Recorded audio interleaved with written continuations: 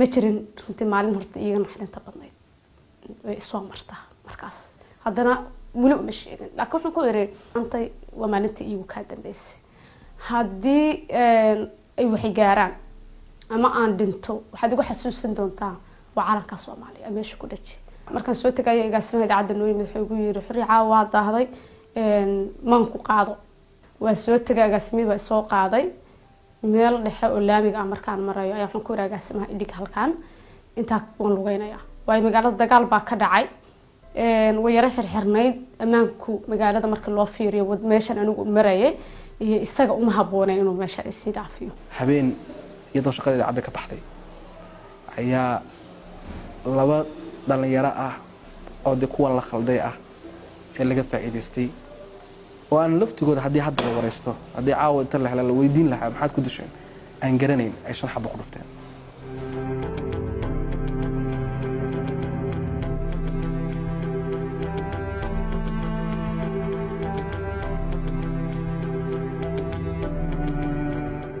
qofkii kale hore ii soo dhaafayna masaajidka dadka taagnaa wax qad ku fura sidadku kala carara qofkii markuu waan kala wareegay telefoonka ku dhacay gacanta way jabtay markaan sidii wadaxan isirde meel kaaga dhow ma jirto inaad ku noqoto laamigii aka timid laamiga ku yara noqo waan soo yara noqday labadii qofba xabadii way ku soo fureen xabad kasta ay jirkayga ku dhacdo horteeda bay ku dhacaysay waan arkay ma jirto cid kuma cinbidaysa ee ah inaad samaysid wadanku ma lahan meel laama amaan ee ku dhow degdeg kaga jawaabi kara waxa dhacaya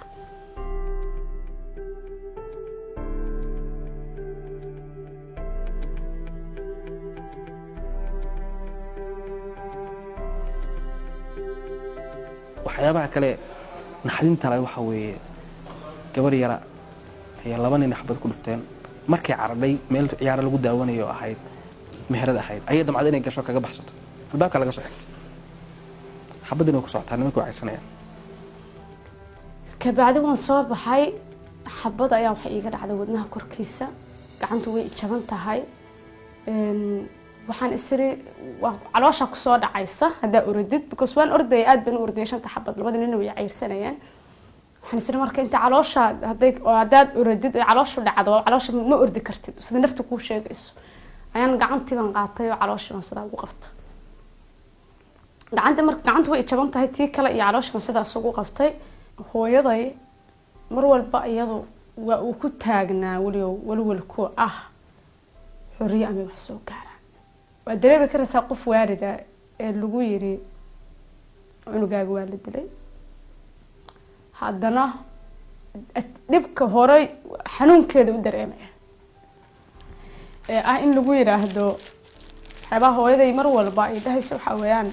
dadku xuriyo markuu dhibka gaaro weyn laakiin uu hinbagay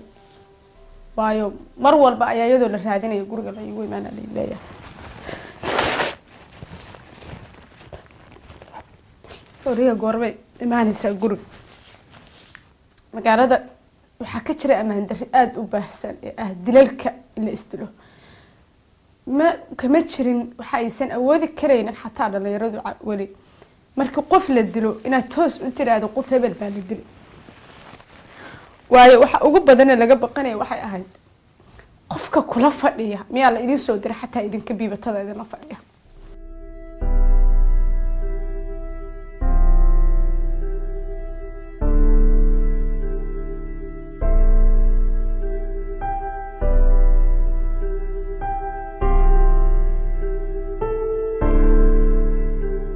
gaalkacyo waqtiga dhaawac uu gaaray ilaa abtina saacadan oo aan Finland joogo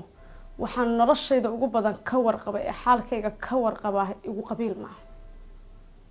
gaalkacyo laba dagaal baa ugu dambeeyay oo labada sano ugu dambeysay ka dhacay dagaalada kamid ah wuxuu ka bilowday oo lagu dagaalamay wado ilaa 500 mitir dhan laami hal la saaro iyo la saarin ma waa la saaraya iyo lama saaraya konton wiil baa ku dhimatay wadadani laami lama saarin wali waxa ku go'an ciidii la dhigay maalinka dagaal lamana dhisin wadadii konton wiilna waa dhimatay hawshana waxa la yiri bis halka kala joogo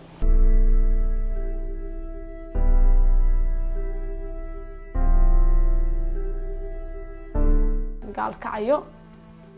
oo wiilka degani garsoor iyo wiilka degani maxaa la yidhaahdayey israac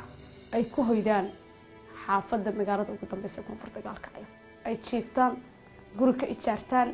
ka shaqaysan karayaan wax ku baran karayaan waxaan rabaa halkan inaan kaga faa'iidaysto 5 sano ka hor dhib ay gaaray waxay geysta dad Soomaaliyeed anoo dalkayga iyo dadkayga Soomaaliyeed u shaqaynaya hadday nool yihiin iyo hadday dhinteenba ilaahay hortiis cafis bay iga yihiin maanta waxaan ku qiirooday marka barnaamijka aad ka doobtay ay tiri waan cafiyay dadka ninka intuu qabtay damcay inuu madaxa kaga dhufto xabad wuxuu ku dirinay aysan jirin oo 5 xabba ku dhuftay iyadoo gabar yar ah oo anigiga ay jidid baa qaaday markii si u yareed macnaha markii dhaawac ahayd oo ilmo yar qof yar bay ahayd ayaa iyadoo haddana weli yar oo gabar yar ah waxay garatay